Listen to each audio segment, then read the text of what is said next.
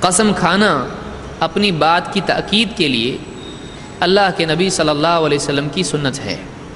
بعض اوقات بہت ہی سخت یا اہم بات جب اللہ کے نبی صلی اللہ علیہ وسلم بیان کرتے تھے تو آپ کہتے تھے اس ذات کی قسم جس کے ہاتھ میں میری جان ہے۔ قسم کیوں کھائی جاتی ہے؟ قسم اس بات کے بیان کرتے ہوئے کھائی جاتی ہے جس کے بیان کرنے والا پختہ یقین رکھتا ہو اور وہ یہ چاہتا ہو کہ سننے والا بھی مضبوطی سے اس پر یقین کرے۔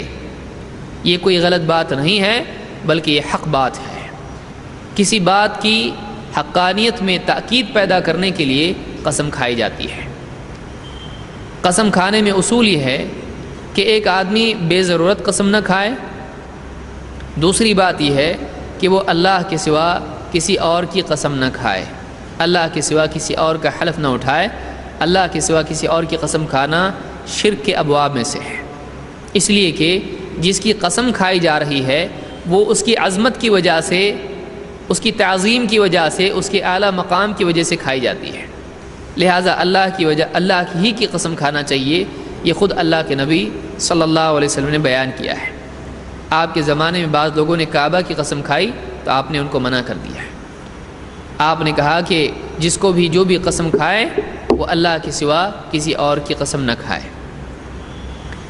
والذی نفسی بیدہ، ہمارے ہاں پر آپ دیکھیں بعض اوقات آدمی کوئی بات بیان کرتا ہے، کہتا ہے اس اناج کی قسم جس پر میں بیٹھا ہوں۔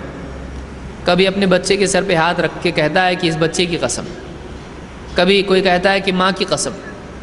تو اس طرح سے مخلوق کی قسم کھانا جائز نہیں ہے۔